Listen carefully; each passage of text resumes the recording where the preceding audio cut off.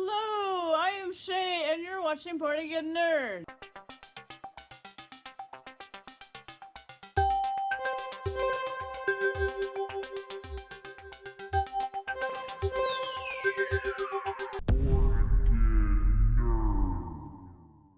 What's up, guys? Thanks for tuning in. I've got big news. I bought a Switch. That's right, I bought a Switch. So now I'm current.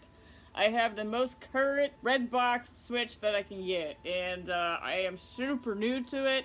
I've only had it for a few days, and I'm already loving and digging this thing. Now it is a little pricey, around $300 plus tax and whatnot. So when it all was said and done with 2 games, it was about $488. So yeah, I did spend a little bit on this thing. Off the bat, it's pretty cool. So far, from what I can tell, from playing on it for the last couple days, I really am digging this unit. I think it's a really cool unit. There's a lot of stuff on here. I did sign up for the year membership thing, a Nintendo Club, or whatever you call it. I'm not really sure what it is. Online or something? I don't know.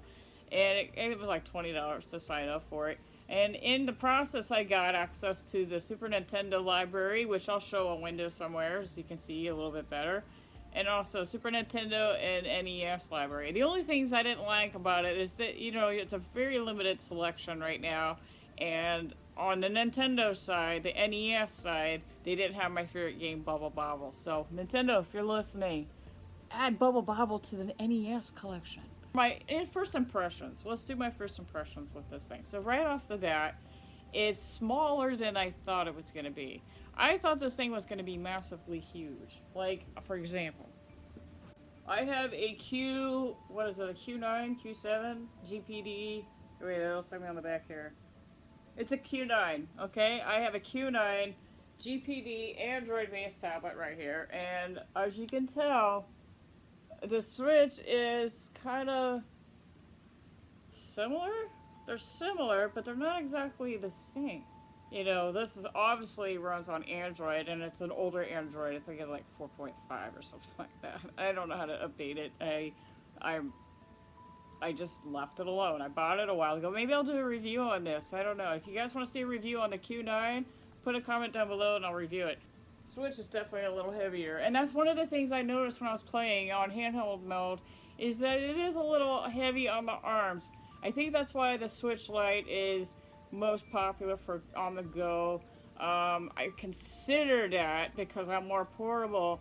The only thing why I didn't buy the Switch Lite is because it does not hook up to your TV, and that's a big no-no for me. I need to be able to capture footage on this thing.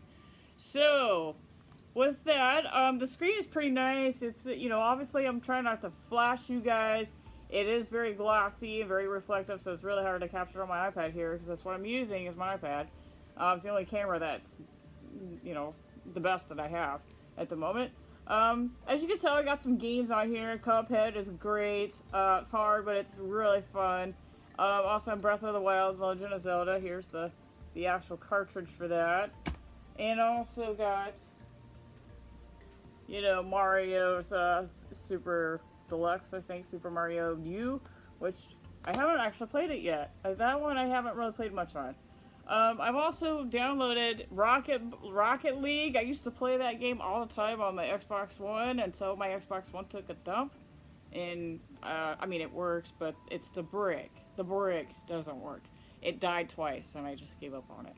So, let's see what here. I've got a couple demos that Nintendo allows you to do demos and whatnot. And then when you sign up for the free service, or not free, nothing's free anymore. When you sign up for the online service, I do believe you get Tetris 99 for free, but I'm not sure. I'm not positive on that. Something to check out.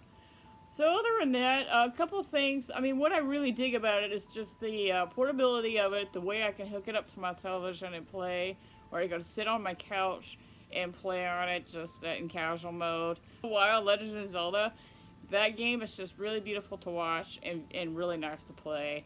I have no issues with that. Some of the demos are actually pretty good that I've tried. I also like the graphics and whatnot. I'm big on that. I also like gameplay and selection. It seems like there's a lot of games on the Nintendo eShop that you can download. And I am going to totally do this Gotta find those games, those cheap ones, and download them, and also review those as well. So I will be doing that. And so my menu is probably gonna get a lot fuller.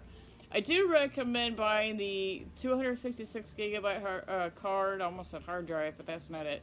The little card, and get the one that says, you know, Switch, the actual Nintendo brand. It's a little pricey. That's what kicked my price up a little bit. But I do highly recommend that you pick one up. And just so you guys know, the SD card goes inside this little kickstand here. And there it is. It took me forever to figure this out. I had to Google it and find out that this is where it goes. I'm not a big fan of this kickstand. In fact, I feel like this thing is going to be the first thing that breaks on this unit. It's just going to rip right off, and I'm not a big fan of that. Come on, Nintendo. I was hoping that they would do something a little better than this. I'll probably never use it. I'll probably tape it shut and then just buy an external stand to use instead. So the buttons are pretty nice. A little bit of a learning curve on how to use them. I'm still not quite sure how to use the Joy-Cons separately.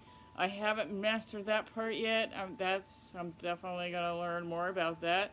I've been playing it mostly on handheld mode. I'm also been using this guy here to help me out when I play on the TV.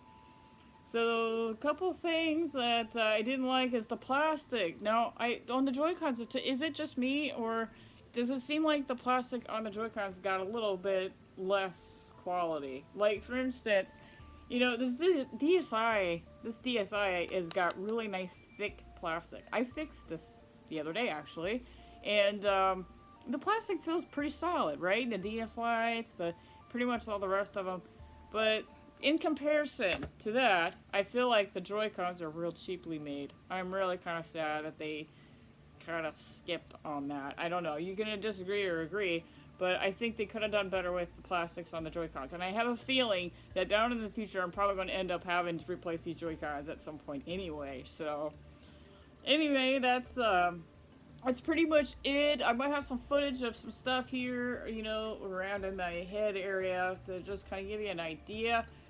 Be sure to comment below. I am super open to ideas, content. What do you guys want to see me play on the Switch? What are your recommendations for it? I do need to get a Pro controller. So what do you guys think? I really would love to hear your ideas. What games should I try? Like, I'm on Nintendo eShop. I can download stuff. I've got a big enough card.